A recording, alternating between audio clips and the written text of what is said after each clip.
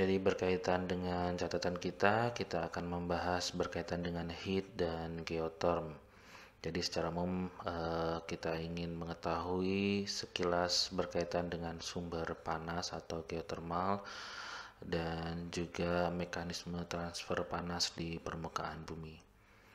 Ya, mungkin kita bisa menunjukkan untuk buku teks utamanya ada dua yang digunakan pada bagian modul B, modul berkaitan dengan transfer panas ini, yaitu dari Lilly dan dari Fowler.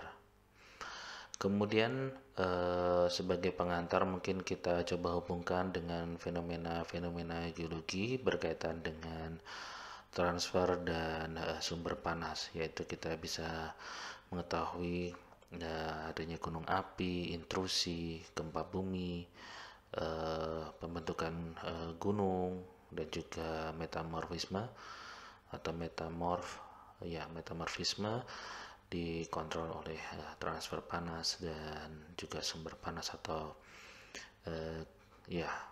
terbentuknya panas atau generation of heat. Oke, secara umum nanti kita akan membahas berkaitan juga dengan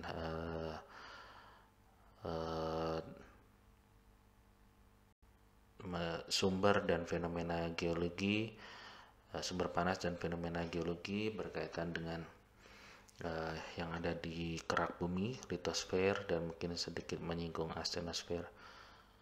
Ya, kurang lebih seperti itu.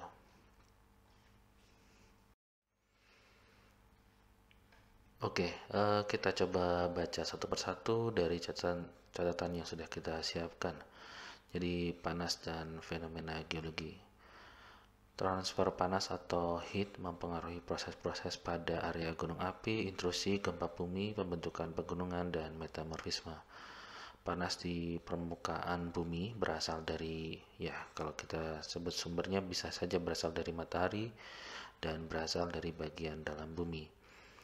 Panas dari matahari sangat penting pada suatu proses geologi karena mempengaruhi siklus air di permukaan bumi, curah hujan, dan erosi. Sumber panas utama untuk kebanyakan fenomena geologi seperti intrusi batuan beku, metamorfisme, dan tektonik, sumber utamanya adalah dari dalam bumi. Jadi ini penting kita mempelajari berkaitan dengan hubungan terkait dengan panas dan fenomena geologi. Mungkin ilustrasinya ini ada 4 bagaimana mekanisme transfer panas tersebut. Ada yang kita kenal sebagai radiasi, konduksi, konveksi, dan adveksi. Ya, kita akan coba bahas satu persatu. Baik, di slide ini kita melihat mungkin informasi sekilas dari, ini saya ambil informasi yang ada. Ini kalau kita lihat simbolnya dari NASA, kurang lebih pada tahun 2010. Jadi ini ada infografis begitu ya.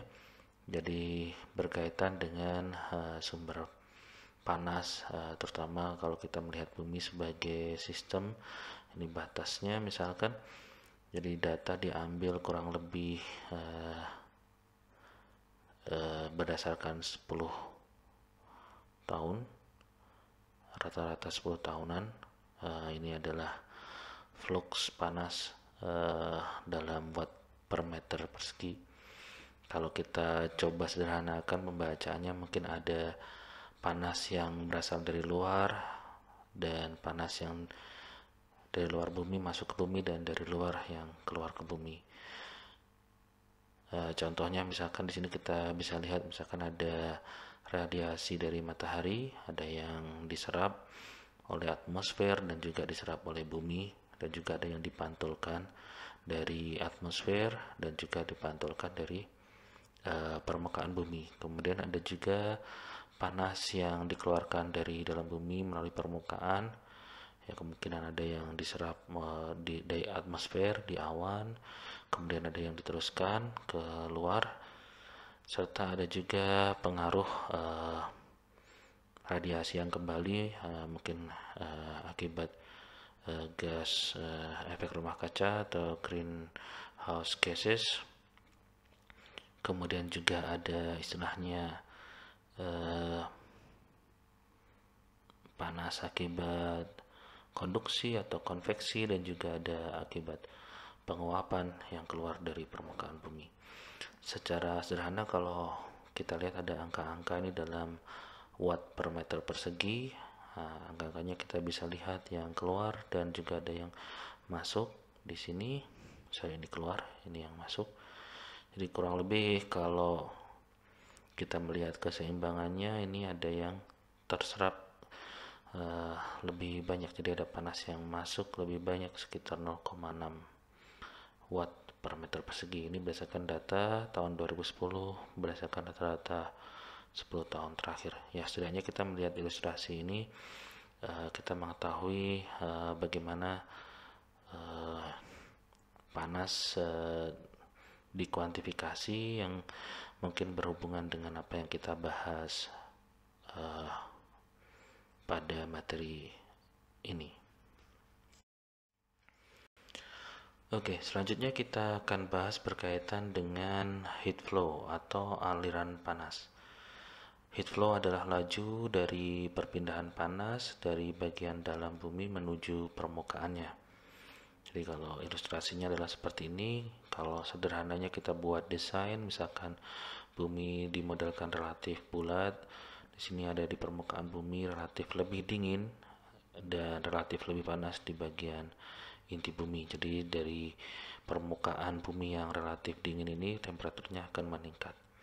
Sedangkan heat flow-nya ketika kita punya sumber panas, ya mungkin bagian dari pembelajaran termodinamika kita mengetahui keseimbangan dari panas bergerak menuju ke temperatur yang relatif lebih dingin, sehingga ini akan keluar dan menyebar atau keluar. Ini bagian dari heat flow yang akan kita pelajari.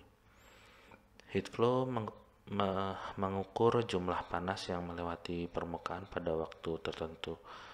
Laju rata-ratanya berdasarkan buku textbook kita, salah satu adalah sekitar 0,08 watt per meter persegi, atau setara dengan 1,9 kali 10 pangkat minus 6 kalori per cm kuadrat per sekon kuadrat, atau sama dengan 1,9 HFO. HFO adalah heat flow unit. Jadi panas berpindah melalui mekanisme yang sudah kita sampaikan tadi, ada konduksi, konveksi, radiasi, dan adveksi. Ya, sebagian mekanismenya kalau kita belajar plate tektonik atau tektonik lempeng, kita mengenal adanya konveksi dan konduksi di litosfer, di kerak bumi dan astenosfer, serta mungkin nanti kita akan bahas lebih dalam berkaitan dengan yang lainnya seperti radiasi dan adveksi. Dari dalam bumi, pergerakan panas dominan adalah konduksi melalui litosfer. Jadi melalui benda padat, konduksi, kerak benua, dan kerak samudra. Jadi litosfer yang dimaksud adalah kerak benua dan kerak samudra, dan ya tentu saja berasal dari sesuatu yang lebih dalam di bagian inti bumi yang lebih padat. Itu ada mekanisme konduksinya. Pengukuran laju heat flow dapat memberikan petunjuk keberadaan material panas pada kedalaman yang dangkal. Jadi kalau kita memiliki pengukuran heat flow di permukaan, ini mungkin memberikan petunjuk keberadaan material panas pada kedalaman yang dangkal, seperti intrusi muda batuan beku, atau mungkin material dingin yang masuk ke bumi seperti subduksi, ya. Kemudian subduksi dan pendinginan lantai samudra yang menjauhi mid oceanic ridge. Jadi semakin menjauhi MOR atau more, dia akan mengalami pendinginan temperatur karena ada material dari mantel yang keluar di kerak bumi.